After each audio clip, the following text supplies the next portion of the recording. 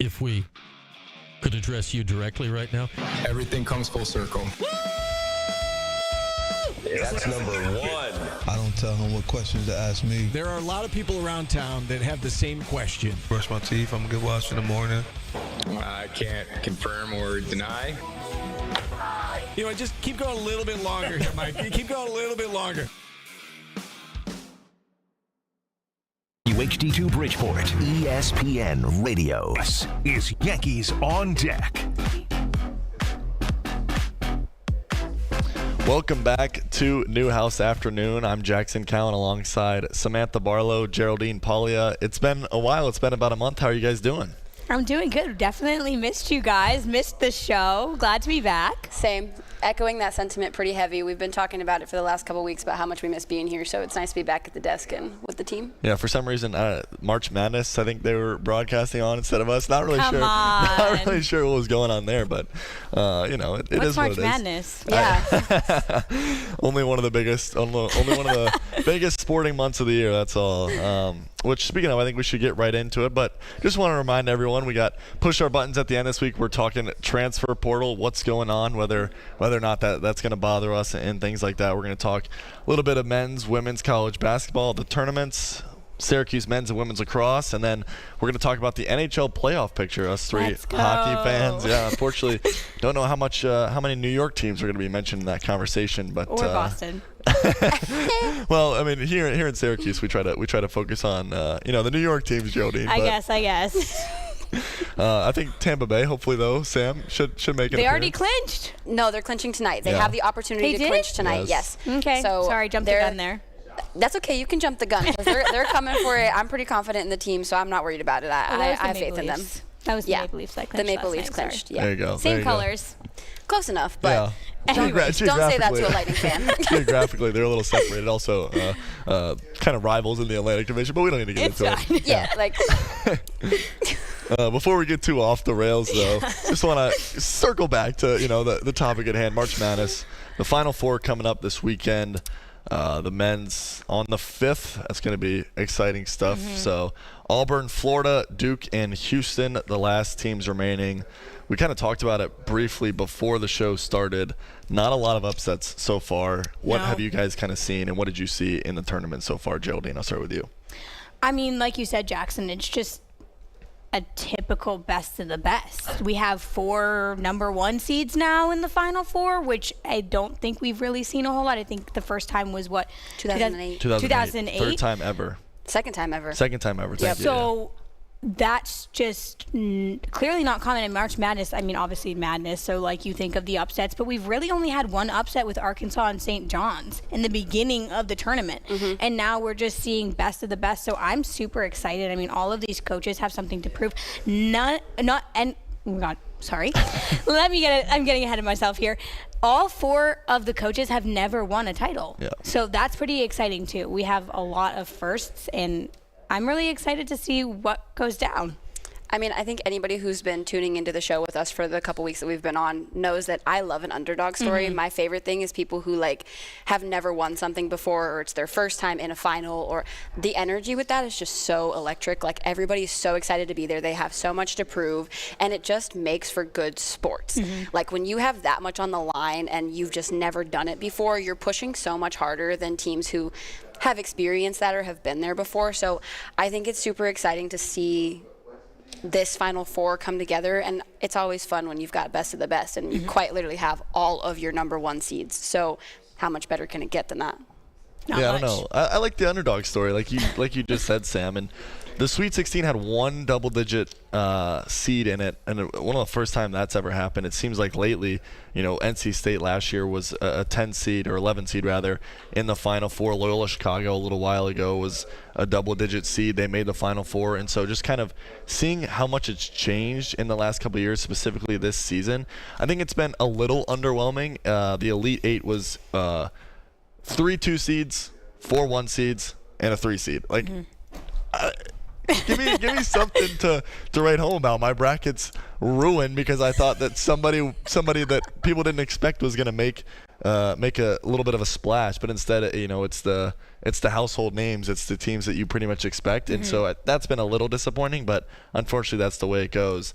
We're going to get kind of into our picks later, but is there one team? I'll kind of start a little more broad before we actually make our selections, but like, is there a team that's kind of surprised you? Because for me, it was kind of Houston, and just they're known for their defense. They play so tough defensively, and last year they lost in the Sweet 16 to Duke. They got knocked out by a very good Duke team. Kind of at home was in Dallas, and then this year they've come right back though. And Coach Sampson has kind of got his team rolling. They surprised me, I think, the most out of the four that they made it that far, although I don't think they had the toughest bracket. So is there one team that stood out to you, not even just in the Final Four, just in the tournament in general, that you were like, I wasn't expecting them to go that far or make it to where they are? So I will say I'm from Florida, and UF has not been a basketball school in a very long time. That's a football school.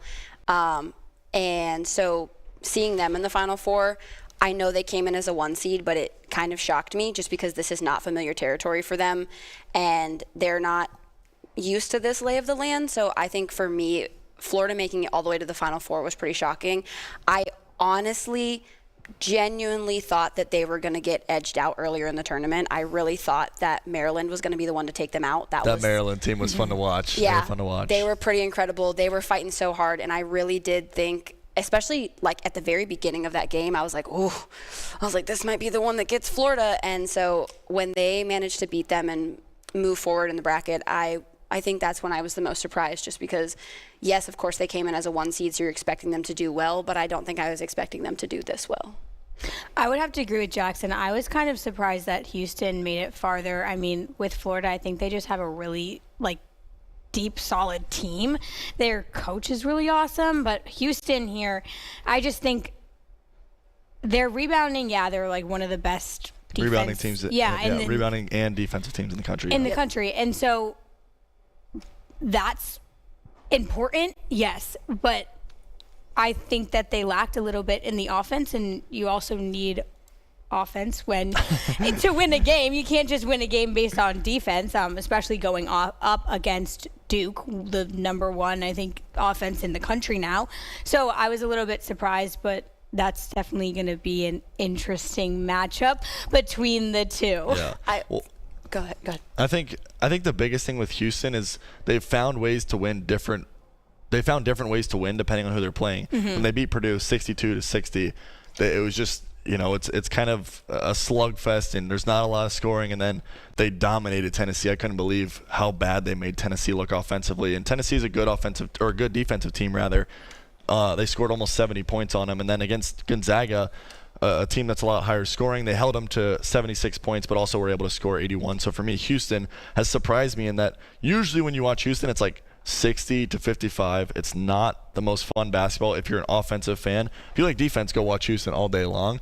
So I think that's what's kind of been good to see. If you're a Houston fan, I think you got some things to be excited about. I think the other interesting thing here is going to be the fact that across Duke's season, we have seen them struggle against good defensive teams. And I think that's going to be a really interesting element of this matchup, because not only did they knock them out last year, now they're playing against the best defensive team, and they've struggled against that consistently this season. So I think it'll be really interesting to see how both teams game plan against each other and what that's going to look like, especially with the chip on the shoulder kind of concept that's going to come into this. So I think that that's going to be a really phenomenal game. And I know that when you're watching best of the best, it always is, but I really do think Duke Houston could be like the game of the tournament if it goes the way that I think it's going to go.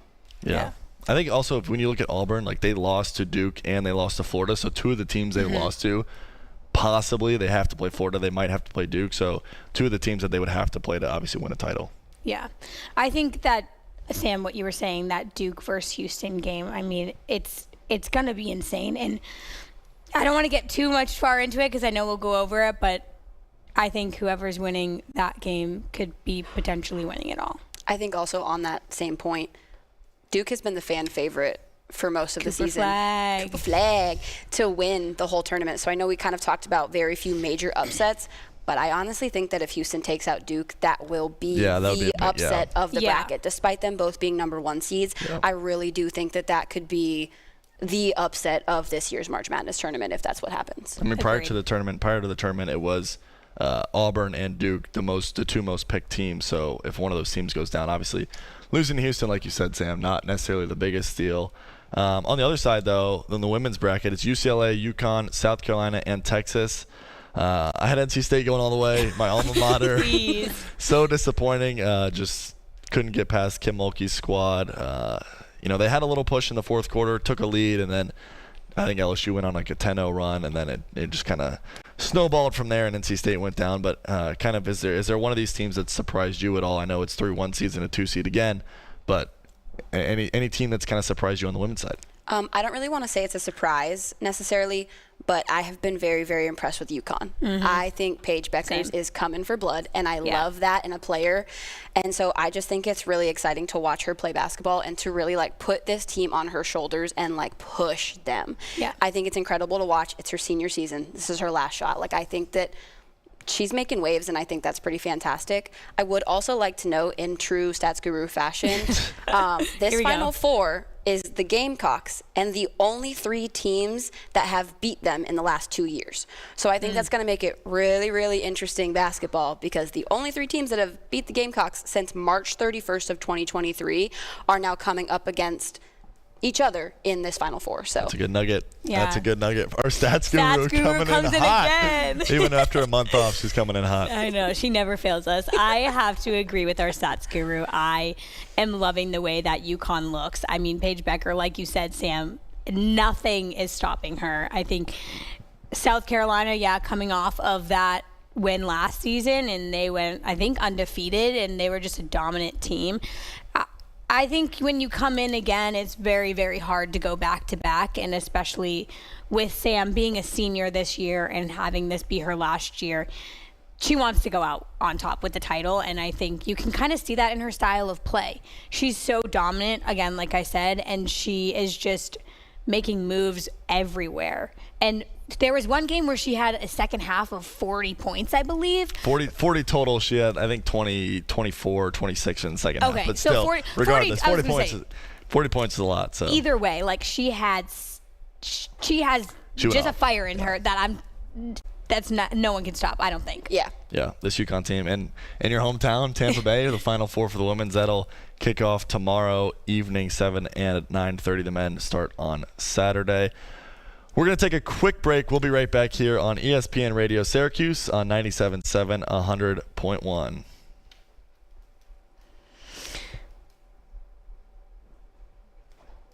We're good. Thank you. Bang. I think one of the other things NC State College. I think one of the other Please. things that I was going to say was shocking, not for the Final Four, but just in general, was obviously Juju Watkins' injury. Oh, I Yeah. totally forgot about That's that. a That very- was tough. Yeah, that's a Where- hard yeah. thing. Yeah, so that was brutal. To do helps it UConn, in the, but it's unfortunate. to do Yeah. it in the to have that happen to in like the championship is In the tournament, yeah. What was it, second round? I think she got hurt against yeah, Mississippi State. yeah, not the championship, the tournament is so brutal. And- but Gino, the head coach of Gino Auriemma, UConn. Yeah, UConn, and then the head coach of USC. They've had some like comments too about the way that the women's format has been happening, and like how it. I think Gino like said it like ruined the game, because their turnaround to to games, like the Elite 8 and then the Sweet 16, their turnaround was just like none. They didn't have like any time to rest or any time to like yeah. That's tough. That is recoup. tough. Yeah. So I mean, is that part of it? I don't know. I don't know. Could be. I mean, we're all coming at this as like a former athlete standpoint. Yeah. So when you don't have I don't know enough if I'm calling time, myself an athlete, but I played sports. I think when you don't have time to rehab stuff, especially knee stuff, it just is a recipe for disaster.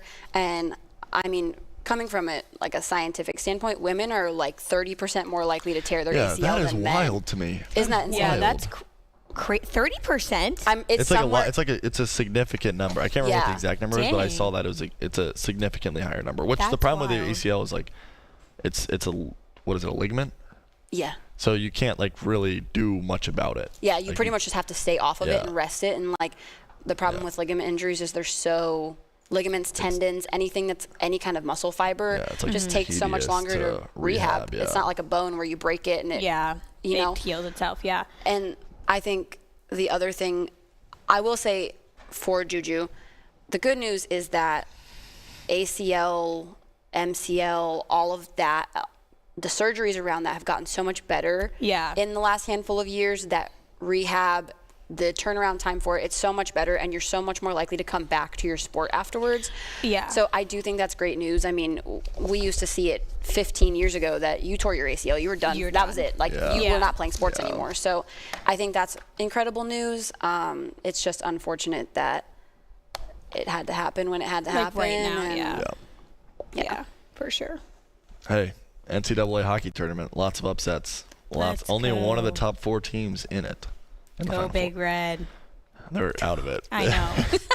Mike Schaefer's squad. I know. Unfortunate though. I mean, come on, that would have been like the storyline of the century. Yeah, except I'm a Colgate guy. You know, go Raiders. Okay. They beat him in the first round of the ECAC championship. It was unfortunate, but and that's the way it goes sometimes. Yeah, but hey. Listen. Go Pios. How long we the got? fake Pios. Yeah, who are the real Pios? Sacred Heart. Oh, golly. Come on. I should have known that. That's on me. Denver is the fake Pios. No, Sacred Heart, the real Pios. DU, baby. Went to hockey camp there for 2 years when I was in high school. It was awesome. Okay. Pipe down now. Yeah. Pipe down now. Right, make sure you let me know when we're getting close, okay? I haven't heard anything. We're probably. Sam? I think we're still over a minute out. So okay. Good, heard anything. Just throwing it out there. 30 seconds. Bang. Thank you. Didn't hear it, but thank you. Honestly, I'm from the South, so I don't have a hockey dog in the college fight. A dog in the fight. I will say I actively root against Boston teams, just being from Florida. Why? So that's fair. I'm from Florida. Fair. That's just yeah. It happens. Somehow Geraldine actively roots for Florida teams, even though she's from Boston. I don't know how it works. I don't root for. Oh, I do root for. Well, okay, now they have my captain, so. You're welcome. Stars Today, broadcasting live from the campus of Syracuse University. This is Newhouse Afternoon. Welcome back to Newhouse Afternoon alongside Samantha Barlow and Geraldine Pauly. I'm Jackson Cowan. Just want to remind you this hour of Newhouse Afternoon is powered by Drivers Village Cicero. Go to dvoffers.com for more information. And, we talked last segment about men's basketball, women's basketball, and now we're going to get into some lacrosse talk. The Syracuse Orange, they are red hot right now. 5 straight wins, couple coming over ranked teams in Colgate and Johns Hopkins. And then the most recent one, 12-10 over Virginia. They're actually not ranked right now, which is surprising. But going into that game, the two teams were 21-21 against each other all time. What a rivalry that is. It's just kind of exciting that you have two teams that are that close in standing and they're in the same conference together. Yeah, since 2000, I'll give you a stat for the stat guru. Since 2000, 14 matchups have been decided by 1 goal, with Syracuse winning 8 of them. By 1 goal. So these, like you said, Jackson, these teams have a history like no other.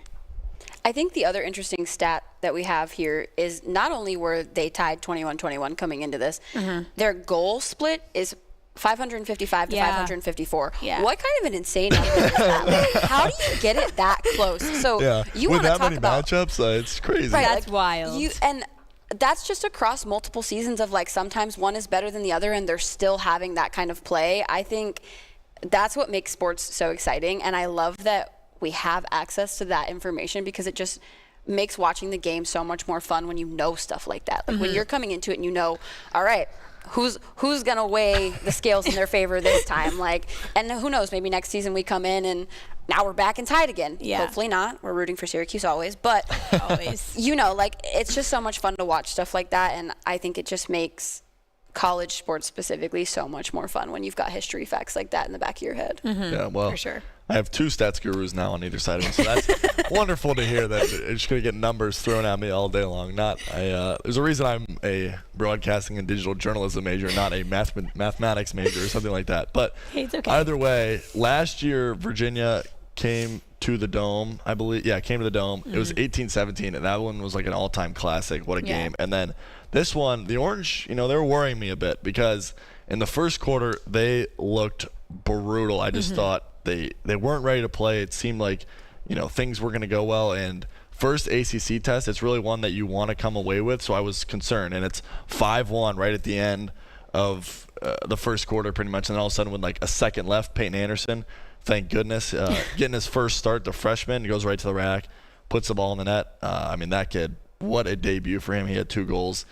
So that was good to see. But the way they started, I was concerned. And then cleaned it up a bit in the second quarter, but just like some defensive things that I was like, what is going on with this Orange team? I was just it was it's a alarming. theme for them, right? Yeah. We've seen it before. They come out kind of sloppy, to say the least, and then they somehow pick it up. Sometimes they pull out the win, which is nice, but you never want to start a game with that kind of sloppiness where you're forced to come back and you're forced to kind of claw your way to a win.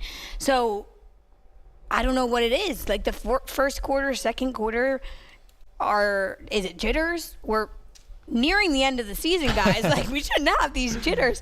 And again, like you said, Jackson, super nice to get an ACC win, first kind of test of the season. But those jitters or whatever it is, I feel like needs to be worked out a little bit better or sooner, so we're not kind of making those silly mistakes in the first, second quarter and having to kind of help our way in the third and fourth. I think to feed off of that, obviously you said this was their first ACC test. If you look at the rest of their schedule through this season, gauntlet. ACC test, and you're going up and don't forget the number 1 seed. Cornell. Not an ACC test, but the number 1 seed in the country. Colgate. Yeah, like they have Cornell in a week, I think. And so for them, a week and a half basically. So you against a team like Cornell, against a team like Notre Dame, who you play on Saturday, you cannot come out on your heels. You can't. You can't come out sloppy. You can't come out. And so I think a lot of it is they have to find a way to transfer that energy into productive gameplay, because if you come out on your heels against teams like Notre Dame or Cornell, you're cooked. Yeah. Like, crazier things have happened. It's not totally unrealistic that they could come back and make the win, but you just never want to start that way against teams that are that competitive and that are also playing that well. So with as much talent as we have on this team, I just think it's really important that they keep watching tape, that they go back and they see, like, can we identify why we're having these turnovers or why we're playing so sloppy in these moments, and can we capitalize on that and make ourselves better? Like, can we find the holes in our play and can we patch them up so that when we come against these big tests further down the season, we're competitive from go, So I think that's just a really important thing that they need to be keeping in mind, and that tape is your best friend in this situation. Watch film. This is your best friend, because you can anticipate who's coming out against you, and you can find your shortcomings and you can fix them before you get there. Yeah. So I think that's going to be the most important thing, is just not getting in their heads, not letting things like shake them. If you make a bad play, that's fine, fix it on the next one. Like, just making sure that everybody on the team is together and that they're gelling and that they're building off of the energy and not letting it corrupt them, I think, is the biggest key here. Yeah. Well, we've seen them at times take some time off. And the weird thing is, it's like not always at the beginning of the games, because against Colgate, they dominated. I think it was 7-2 after the first. But then all of a sudden, third and fourth quarter, Colgate starts coming back, which Colgate's a good team. They have a great offense. With just, one of the most, I think they're the third highest scoring offense in the country, maybe fourth or fifth. I'm not 100% sure off the top of my head. And then Harvard, Syracuse goes up 5 or 6-0 in the first quarter, and then all of a sudden Harvard storms back. So it's the same thing where it's like there's these lulls in games. Now I will say, last time we were on was, I believe, right after the Harvard game, and I was, fuming, I would say. He was a little red hot. Pretty frustrated. Now all of a sudden I'm like, they're in a good spot. They're in a great spot. They're ranked 7th in the country, and the rest of their games are against top 12 opponents. Duke's the only one outside of the top 10. So you have number 5 in Notre Dame, number 1 in Cornell, number 12 in Duke, and then number 8 in North Carolina. 2 of them are at home, 1 this weekend, and then 1 at the end against UNC. 2 are on the road. So if you go 2-2, I think you're in the NCAA tournament. I think it's going to be hard to not be in the NCAA tournament, especially if you beat Cornell. It's like, all right, well, you beat the number 1 team in the country, you got to get in because it's obviously they're playing their best lacrosse. Jimmy McCool has come a long way since that Harvard game when he got pulled. He has played much better lacrosse. He looks very good, and so I think now all of a sudden they have a chance. It is some of the little things, though, that they didn't do necessarily that great against Virginia in the first quarter. One that comes to mind is sometime in the first quarter, McCabe Millen is working on Jake Splina. They're probably their best attackman against Jake Splina, a short stick D-midi. It's fine. He's a good defender. I'm not taking anything away from him. But it's your Virginia's number 1 guy, and they don't bring a slide at all. No help comes. So it's like some of those little things, and of course the ball ends up in the back of the net. Some of those little things that I think need to be cleaned up, and it's like, all right, when you're playing, like you said, Sam, Duke, Notre Dame, Cornell, whatever, you have to clean those things up, and I think that's going to be the biggest thing moving forward for this team. But look, I think they're one, maybe, probably 2, but maybe 1 win away from the NCAA tournament. I like what I'm seeing. They've won 5 games straight. I'm really happy with the way they play, especially with how Jimmy McCool has kind of turned it up. And so, we'll see what they can do on Saturday against the number 5 team in the nation, the Notre Dame Fighting Irish, when they come to town. But we're going to take another quick break. We'll be right back here on ESPN Radio Syracuse on 97.7 and 100.1.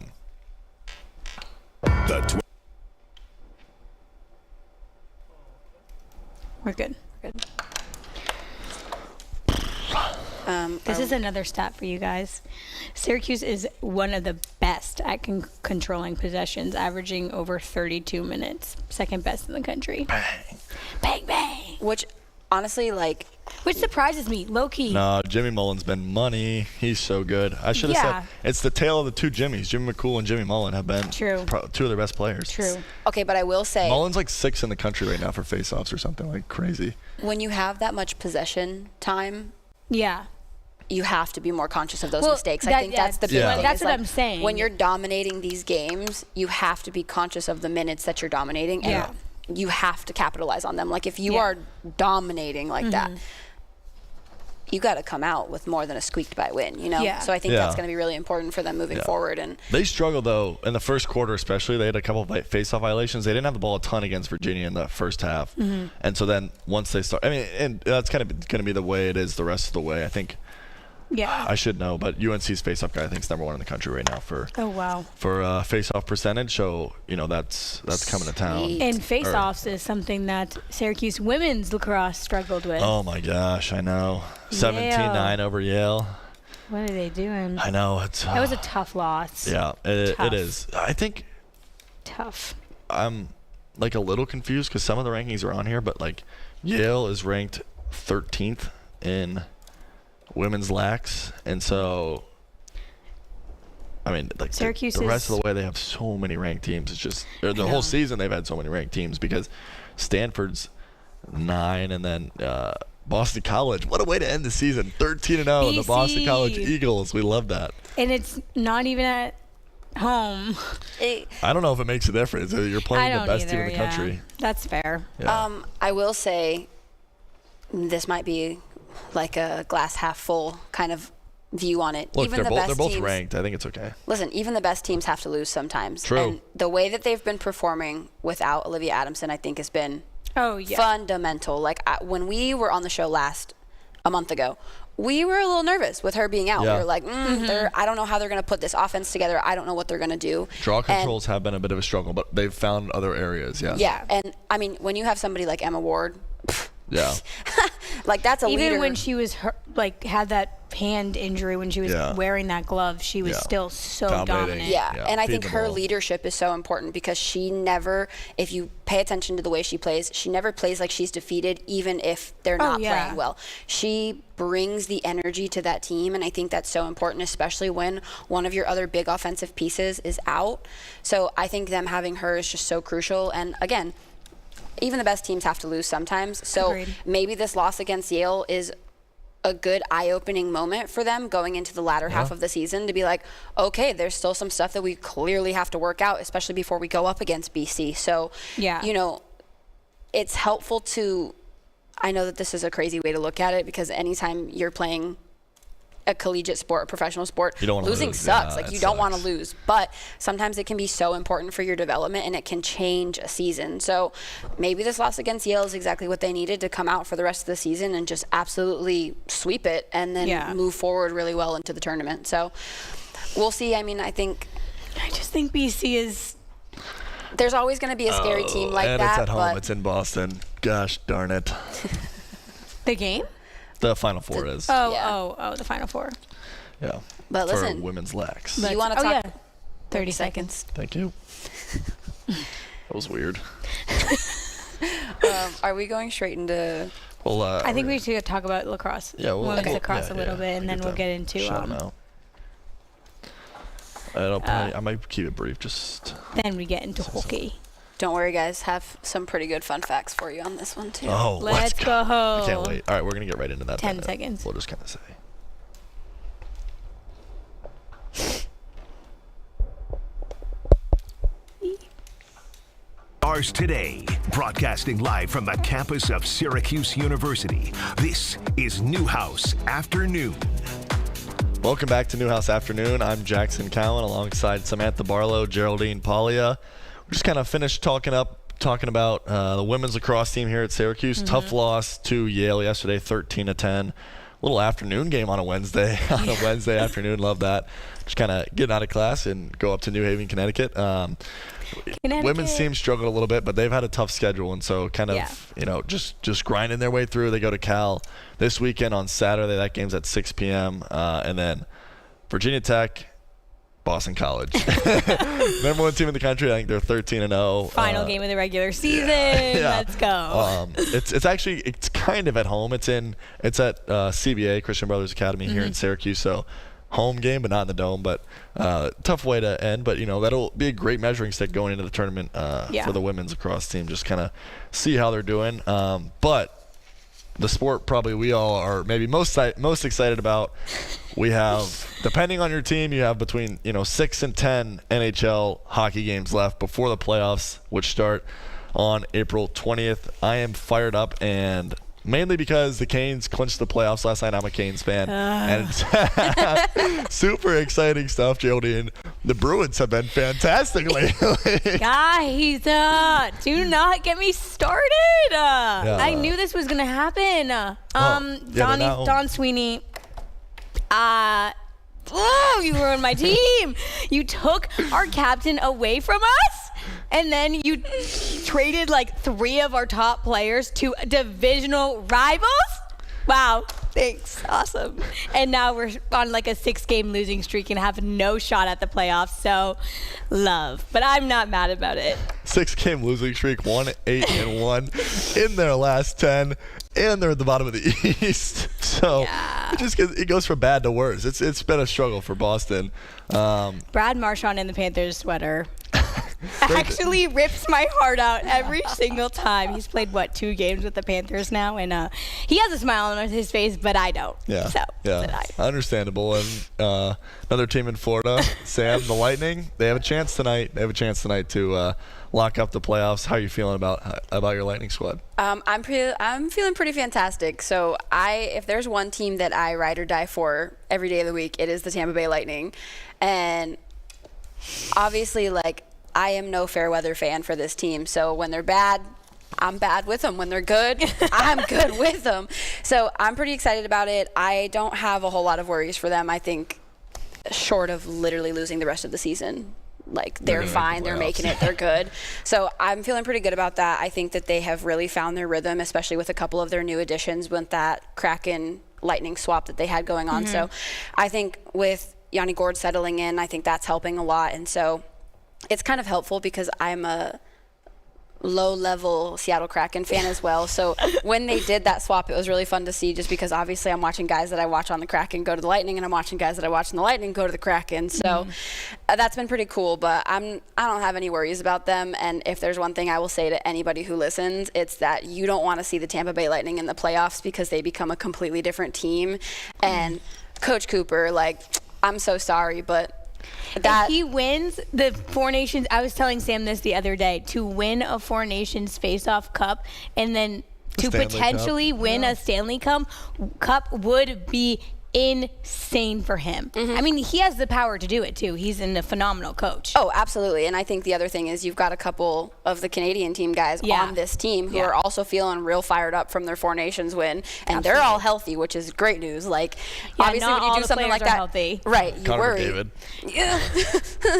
The Kachuk brothers coming out of that a little beat up. So Charlie McAvoy, who else? Right. So I think it's really nice for my squad specifically that everybody came out of that unscathed and that they are ready to go and they are fired up. And so I'm just saying, Tampa Bay Lightning are scary once they get in that playoff mindset. So I'm pretty excited about it, and I love any chance they get to play extra hockey games, because then I get a longer time to watch them. So I mean, it's tough to bet against Andrei Vasilevsky, Nikita Kucherov, Coach Cooper, like we mentioned.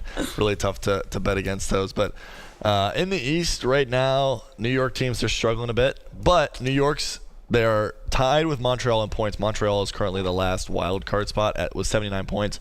Montreal does have a game in hand. I am a little bit worried that for the first time in a while, none of the three New York teams, Buffalo's definitely not making the playoffs. Sorry, Buffalo fans. Boston's lower than them, though. Don't worry, everybody. We promise we won't talk about the Bruins the entire show. But the Islanders are currently 5 points out of a playoff spot. They're tied. They've played the same amount of games as Montreal. The issue is they just have too many teams to jump, I think. Yeah.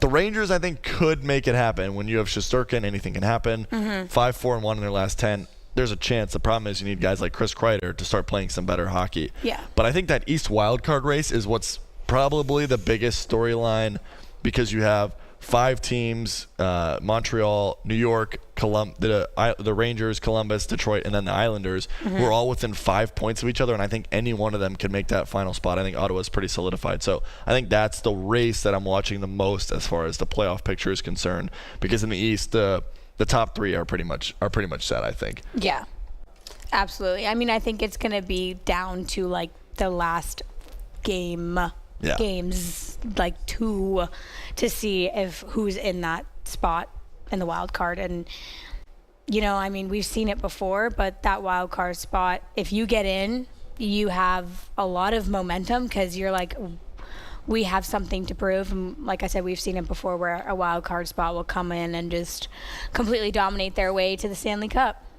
Yeah. The Panthers beat the best regular season team ever a couple years ago, made the Stanley Cup Finals. I don't know if you guys remember that or not, but no, I don't. Well, what team?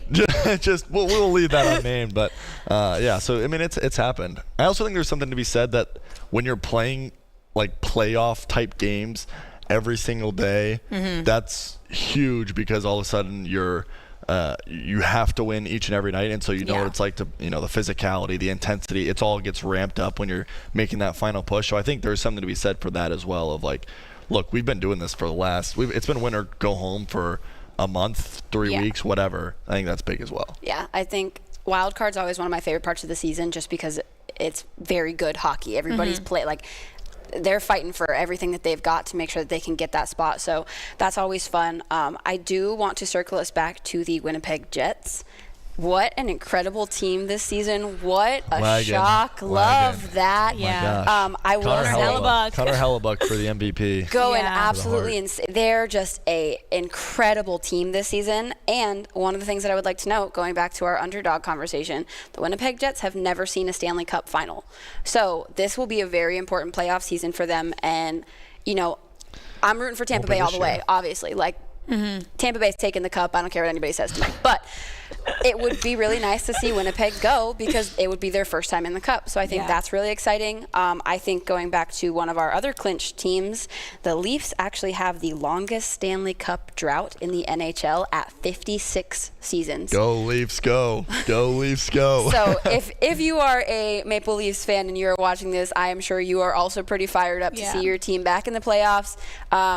Not unfamiliar territory for them, but it's just going to be interesting to see if they can keep that momentum moving through postseason and actually make it as far as the cup. I will actively be rooting against that because I'm a Tampa Bay Lightning fan and we don't root for the Leafs in this house. However, it must be nice for the people who root for the Leafs. Yeah. Also, I mean, they've won like one round since 2004 or something like that. They won in the first round once, haven't gotten past the second round. So it's like Toronto is a great hockey market, probably the best hockey market in the country, in the league. Obviously not in the country, but I think there is something to be said for like they want the cup, but they haven't been in the Eastern Conference Finals, so it's gotta start somewhere. I don't know though. We'll see. It also goes to, I think it's been a long time. I think something 1986 was the number that a Canadian team period has won the cup. Won the cup. They've gotten very, very close, but never won the cup, which is so interesting to me because Canada markets themselves as such a hockey place to be, and it's just okay.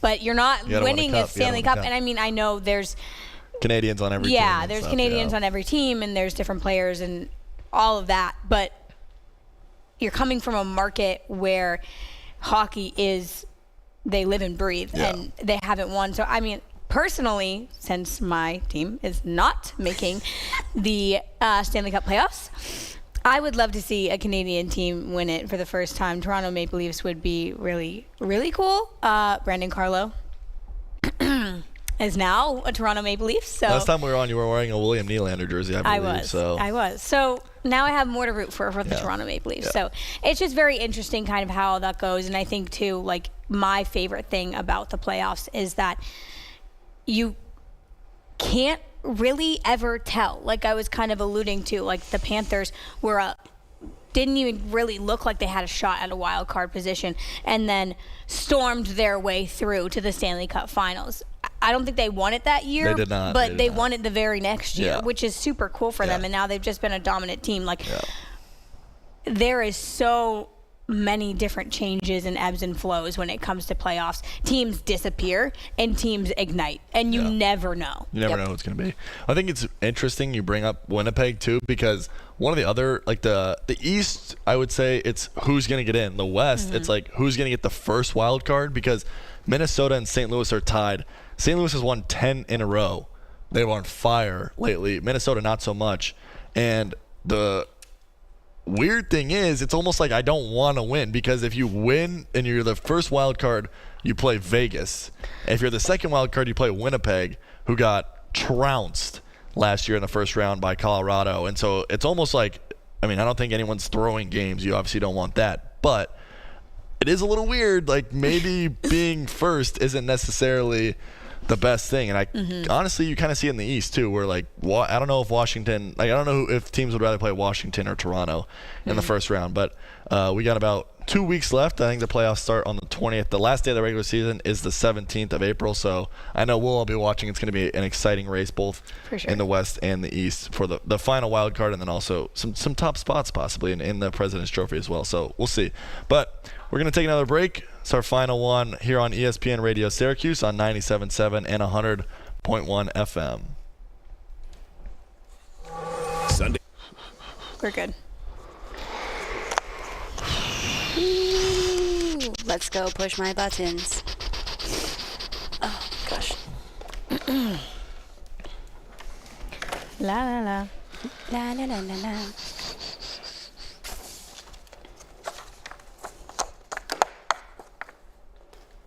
Oh. How am I feeling about this week's Push My Buttons? How am I feeling? I have my push my buttons. I've got some thoughts. Maybe not as strong thoughts as previous weeks, but thoughts. Okay. I also think that my answer for this will not shock anybody who has actually watched our shows in the past because it's very on brand for everything that I've ever talked about on the show. Odds on she brings up fan engagement during her answer. Relax. Okay, PR major. Fan engagement is so important, okay? Like, all of us started as fans first. Woo! We love fans. Also, I mean, we need fans to go to the game. Yeah. Exactly. That's a fact. I think it Or to watch on TV. does play a part in it, like 100%. Fans Yeah, fuel absolutely. sports. Like, it's just, That's is a good facts. line. That is a good line. Fans fuel sports. If somebody's not using that, they should be. I'm gonna copyright it right here on air. I was gonna say. Let's check. I'm gonna be able to show Fan. copyrightable proof based on the live broadcast. Not seeing anything that comes up immediately. So FanDuel. yeah, a lot of FanDuel stuff, but nothing. Doesn't seem like anyone uses that slogan. So Also, I mean- not Jackson shutting me down about talking about my Bruins. Hello. That's because I they're just didn't want the whole show to be Bruins. That's all. Unfortunately, they're just not relevant right now. They're I'm so horrible. sorry. It says NHL playoff picture, and Geraldine says, "Hey, let's talk about the worst team in the league." I had be to fair, get it out there. I brought it up though. I was like, I didn't realize they were last. Hadn't looked in a Yeah. little while, and then they just. Because we went on a 6-game losing streak. Yeah. We had. No, you're we had- still on a 6-game losing streak. You haven't won yet, so that's the thing. Thanks But for you know, that. you're worse than Buffalo, which is oof. Okay. All right, guys. Buffalo 7-3 in their last 10. We though. won 2 games without Brad Marchand. That's great. And then we started losing. So happy. Yeah, that was weird. That's what was weird. It was like We had fine. like a heater. Yeah. 2 games. Yeah. And then we were like, And then it was like shock. I would like to say the Tampa Bay Lightning were one of those games. And I I know. texted her and I said, nothing more embarrassing than my Tampa Bay Lightning losing to your deconstructed Bruins. Yeah. I was Literally. like, that can't happen again. I was like, that's embarrassing. We can't do that anymore. don't worry, it won't. Embarrassing. Embarrassing. Yeah, no. I just, like, no thank you. Please don't do that again. I want to know. I wish I could have been in like a fly on the wall, like in the like room when they were making that decision, when they were like, yes, let's send Brad Trade. Marchand to the Florida Panthers for pennies. for a 2nd round draft pick. Yikes. And then it's conditional, and then it's like it moves to a 1st round draft pick, conditional on the fact if he plays 50% or more of the playoffs, which it's looking like he will. And Either apparently, way, it's ridiculous. and then apparently they were saying his injury was more like serious than it is. He looks fine. He looks fine. Yeah. Also, he's not going to sit out in the playoffs. He's No. going to play. No. And I mean, okay, this is where my basketball hockey crossover is going to come Gosh. in. Brad Marchand being moved to the Florida Panthers for literally know, nothing I is the know. equivalent of Luka being moved to the Lakers for literally nothing. I was- Okay, What Anthony is Davis. that? Anthony Davis is not nothing. Okay, look, but when you have an I entire, was thinking about like, that, though. when you have an entire fan stream looking at Anthony Davis as nothing, that tells you who Luka is and what he was to the Mavs. And I feel like it's got the 30 seconds. I feel like it's got the same energy as Brad Marchand of the Panthers. Like he was wearing a C on his chest when you dumped him out of the book. So like That's wild. and Geraldine and I actually looked at this last night. We were trying to see how many teams have done this in the past, and it's actually a lot more than you Traded would their think. captain? Yeah. Yeah, it happens a lot when when guys get older. I mean, Steven Stamkos didn't get re-signed. So, I mean, Yeah. it I- happens. That hurts my soul very deeply, but it's Maybe I okay. shouldn't have brought it up. Whoops. Broadcasting live from the campus of Syracuse University, this is Newhouse Afternoon. Welcome back to Newhouse Afternoon. I'm Jackson Cowan alongside Geraldine Pollia and Samantha Barlow. Going to get into some predictions, some push my buttons. I was 2-0. Got back on the board. Let's go. Last month when we were on last, we picked who would win, sorry. Let me correct myself here.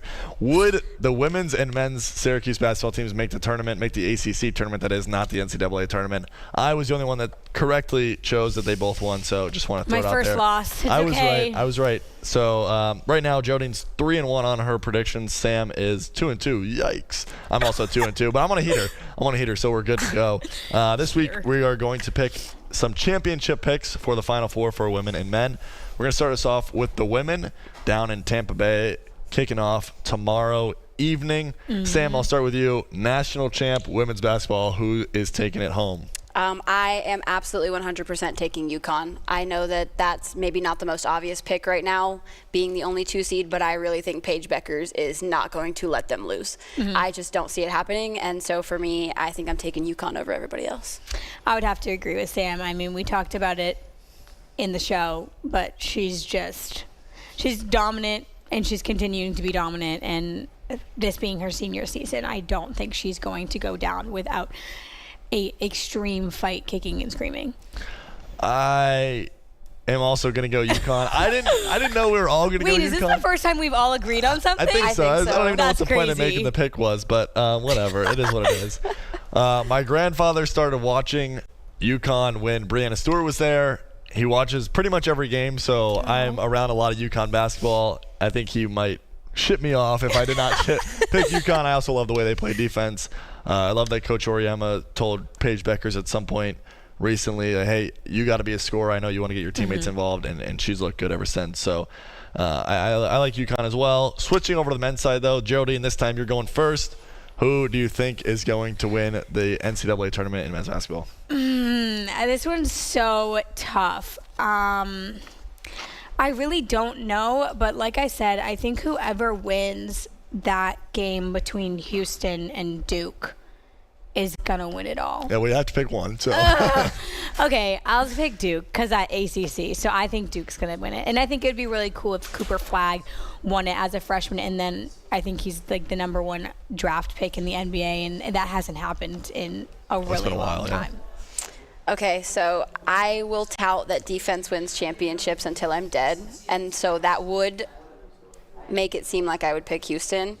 And anybody back home who's watching this, I'm so sorry for what I'm about to say if you know anything about me, but I am unfortunately taking the Florida Gators to win it. Oh my gosh. I don't, as a non-UF fan, I don't love having to say that out loud. Kind of makes but I think that if you've been paying attention to the way that they've been playing in this tournament, they find a way to win every time. And I think that now that they're in the Final Four, I don't think there's anything slowing them down. And I really do think they can take everybody else out. Yeah, I want to go Duke, but it's a lot of freshmen. I don't know. I am going to go Duke. I like Auburn. I like Janai Broome. Cardwell's been great for them as well, and they kind of dominated their last game of the season, or their last game in the tournament. So I was surprised with how well they handled Michigan State. Michigan State looked horrible in those first 8 minutes. So that's what I'm going to go with. Really, the only difference in picks was your Florida pick. That's okay. That's the way it goes sometimes. But moving in to push my buttons. My favorite time. Yeah, short time, though. Not a ton of time left. But do want to bring it up because in the first day of the transfer portal this year, 700 players in men's basketball entered the portal. Does it bother you guys the number of people that are entering the portal like after each season? Go ahead, Jer. Oh, you want me to take it? Yeah, go ahead. Yes, I think it's hard to put into words, but I think that a lot of the times we see players go into the portal when they have a rough season. A prime example is Syracuse. We've seen 4 or 5 players now go into the portal. I think JJ Starling said this, or someone of the sorts, some player on the team is like, you got to stick around for the good and the bad. I mean, Sam, you were saying it. Like, a team can't get back to where they were if they constantly are going through players and they're constantly getting new players and trying to mesh. Like, I think having that sense of we win together, we lose together attitude is what teams do to get to the championship, to get that title. And when you constantly have players being like, this was a bad season for us, like, let me try my card at somewhere else. Now, I'm not saying, like, okay, if you had a rough season, personal reasons, whatever, that's a different story. Yeah. But if you're just leaving to go to a better university to try your hand at a national championship, it bugs me a little bit, because now you have all these other players like Donnie Freeman and JJ Starling who are willing to go through the trenches to get back to that spot. I'll make mine kind of quick because I know we got to get Jackson's answer in here too. Yeah, of course it bothers me. Jax called me out over the break about how much I tout fan engagement and how much I tout loyalty, but I think it's really the most important thing that you can have in sport. And Jared kind of touched on it, that you have to be able to build on past season's accomplishments. Yeah. And I mean, if you listen to what we were talking about in Final Four, part of the reason why we're so enthralled by Houston right now is because of the history that they've had. Yeah. Part of the reason why we're so enthralled with the women's UConn team is because of the history that they have with this program. And so when you get to watch these teams come back and do it again, I think that's just so much more important. And when you have no idea who you're rooting for and you can't even tell who's on the team anymore because this switching and swapping so much, it's just really frustrating. And I think it's why people have started to move away from college sports a little bit in terms of that like fan loyalty, and a lot of people have become a little bit more on the fair weather fan and less of the diehard fan person. And I think a lot of that has to do with the trade portal. Yeah. I'm going to push my button as well because it bothers me. I think NIL and the portal came at the same time, and that really and people have kind of been saying it for 4 years since they came out. I think it's an issue. I also think it's a bigger issue in college basketball than a lot of other sports. You don't see it. Yeah. The problem is I want athletes to have as much kind of ability to market themselves, and also, if you're in a bad situation, go away. The problem is when you have guys, Jody, kind of like you said, if you're at 4 schools in 4 years, it's like, all right, at some point, I feel like we kind of have to settle down, and it just makes – it definitely makes the fan experience a lot harder, but it also makes the coaching thing. The biggest thing for me, though, the portal should not open while the tournament is still going on. What that'd be if I think it was Coach Oriema who said it.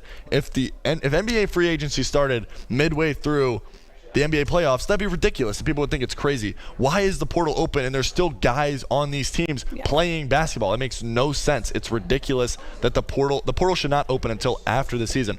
Once the Final Four is over, give it a week, let everybody kind of calm themselves and figure out what they want to do, and then you can enter the portal. I know coaches are getting hired, but either way, you got to wait until everyone gets hired, or not everyone gets hired, but teams are done and can actually kind of make decisions. But I just think it's got to be later on than it is. Unfortunately, that's all we have. We'll be back in 2 weeks. Stay with us for the Sports Show with Cody Mack here on ESPN Radio Syracuse on 97.7 and 100.1. The Sports Show